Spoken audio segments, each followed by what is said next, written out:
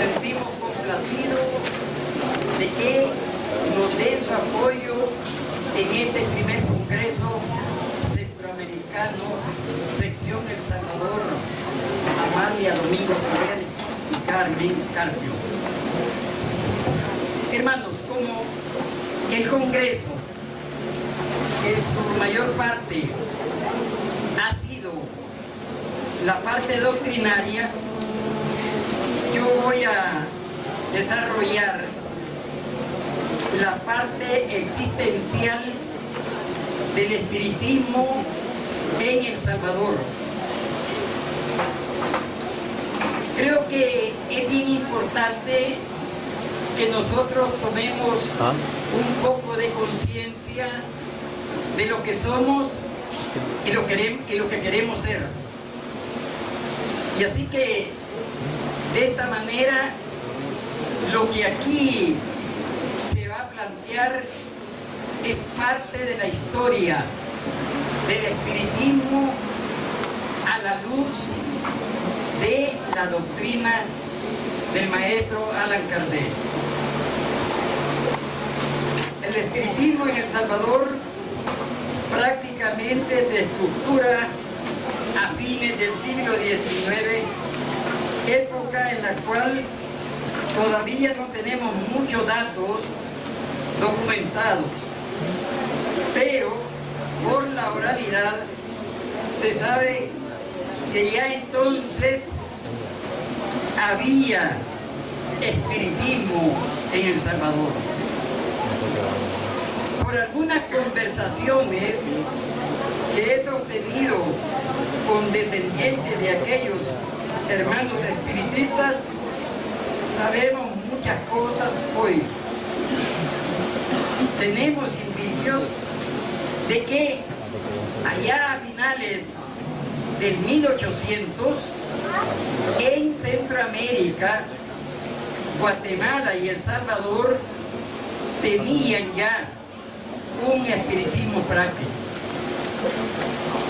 Aún más, en pláticas sostenidas con espiritistas mayores, se conoce cómo fue la vida espírita de aquellos tiempos, y por un documento que circuló en forma restringida, que escribió y publicó el hermano Julio Contreras Castro, conocido por Julio C. Castro, un espiritista salvadoreño bastante inquieto.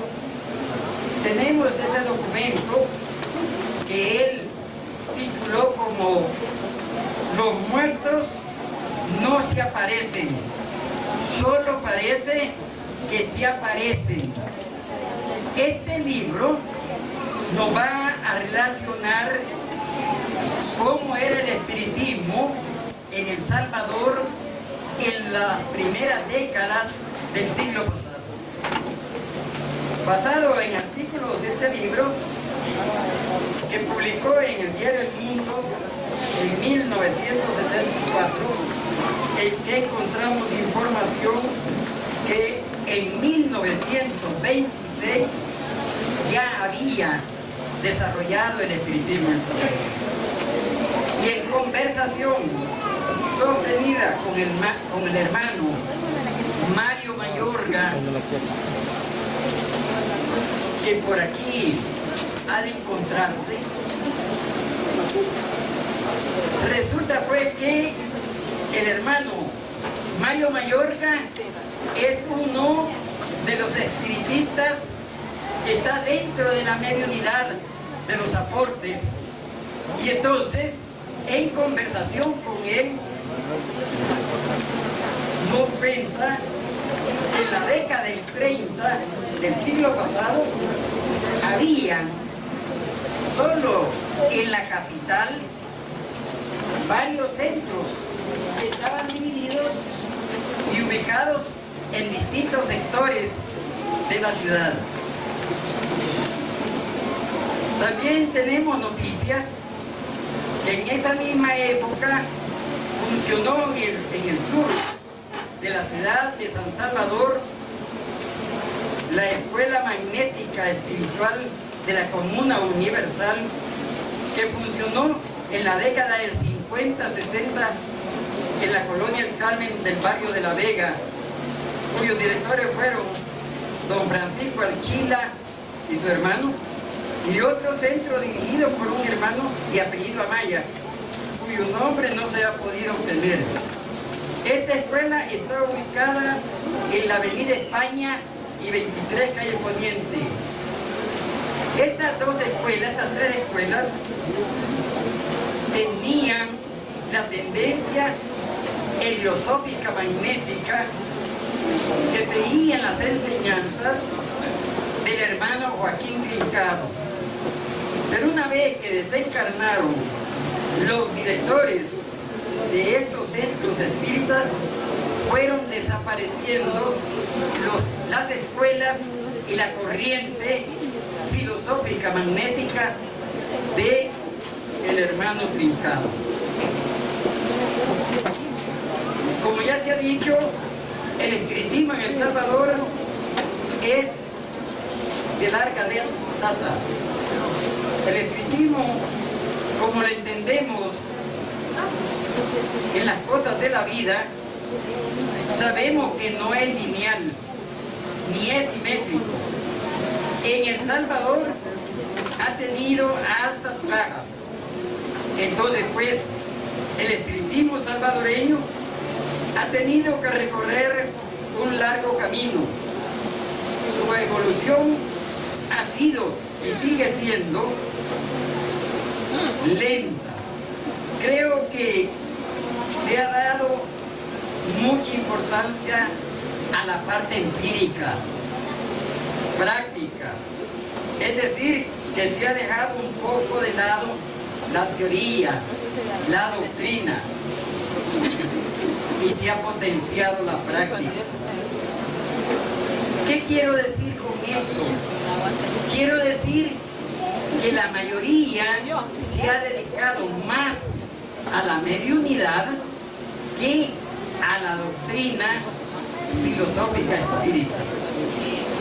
Y esto pienso que no es un fenómeno exclusivo del Salvador, sino que es un fenómeno que se da a nivel de la región centroamericana.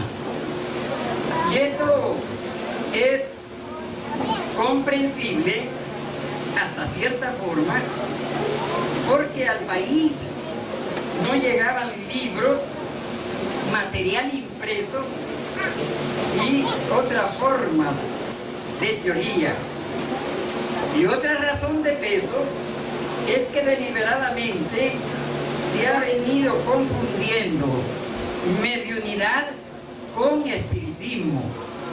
No hemos podido aceptar del todo que la mediunidad es una parte del espiritismo.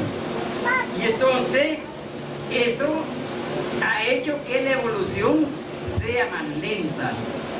Yo creo que en este aspecto nosotros no estamos cuestionando a ninguna escuela ni a ningún centro, pero sí es importante que tengamos presente que el espiritismo tiene tres partes fundamentales, que es la filosofía, la parte práctica, experimental, que es la mediunidad, y la parte moral, que le encontramos en el libro de los Evangelios según el espiritismo. Si nosotros vemos estas tres partes y las integramos, vamos a tener una concepción clara de lo que es el espiritismo. Decíamos un rato que el espiritismo es de larga data en El Salvador. Se tiene conocimiento que a mediados del siglo pasado hubo escritores y poetas en El Salvador que llevaron sus ideas al espiritismo, a la literatura, a las bellas letras. Y entrando en la otra mitad del siglo, podemos decir Con certeza, el espiritismo en El Salvador había avanzado en términos cuantitativos, porque se lograban un auditorio que llenaba las salas del auditorio de la Lotería Nacional. ¿Qué quiere decir esto? El espiritismo en El Salvador ha tenido aceptación, pero como siempre, cuando hay ya alguna situación de querer entrar a la lectura, al estudio, ahí encontramos la resistencia. Yo creo que es muy importante, hermanos espiritistas, que nosotros pongamos un poco de atención en la situación de la doctrina. Es decir, que debemos darle el equilibrio, la mediunidad con la doctrina, porque de esa manera vamos a lograr un nivel de desarrollo propiamente espiritual.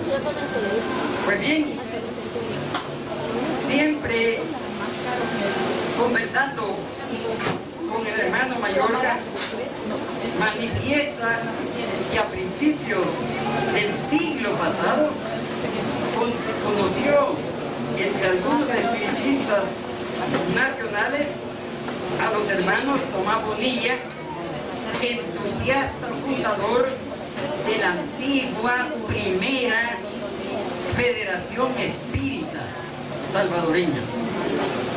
También conoció al hermano Carlos Urrutia, a Juan Alberto Martí, a Julio Contreras Castro, conocido por Julio de Castro, de quien ya hemos hablado, y a las hermanas espiritistas Carmen Carpio de Velázquez y María Teresa Moreira, conocida por el seudónimo artístico de Teléfono. Vean ustedes que aquí ya encontramos una integración de espiritistas. Aquí no hay cuestión de género. En esta parte yo quiero hacer énfasis. Somos espiritistas y la cuestión de género pues es una cuestión secundaria. Entonces nosotros decimos espírita, no decimos la espírita o el espírita. Y entonces así se manejaba en ese tiempo. Bien, continuando y entrando ya a la parte medular de esta charla, el espiritismo en El Salvador se vino practicando como espiritualismo. Fíjense bien, espiritualismo. El espiritualismo no es lo mismo que el espiritismo. Espiritual somos todos, incluso los de las sectas y las de las religiones. Pero espírita es algo diferente. Pero en el país se vino practicando el espiritismo como espiritualismo. Y creo que ese fenómeno se dio en toda la región. Y tal vez, vuelvo a decir, porque faltaba material impreso que nos orientara en el caminar del espiritismo. Sí, es que podemos llamar así al espiritismo. Y eso no ha dejado de causar daño, porque dio lugar a confundir el trabajo del medio con el espiritismo. Una cosa es todo y la otra cosa es la parte. El espiritismo en El Salvador, después de la mitad del siglo pasado, no creció como se esperaba, se congeló, y se congeló precisamente por eso. Nosotros, los espiritistas, nos conformamos algunas veces con lo que nos dice el espíritu que se presenta en el tapete, y tomamos lo que nos dice como verdades reveladas, pero no tenemos el criterio de ver si lo que nos están diciendo es la verdad, es correcto, y si que el hermano que se presenta en realidad es verdaderamente él. Porque acuérdense ustedes que hay hermanos espíritas que toman el nombre de otros espíritus más elevados y se presentan con ese nombre, y a veces confunden.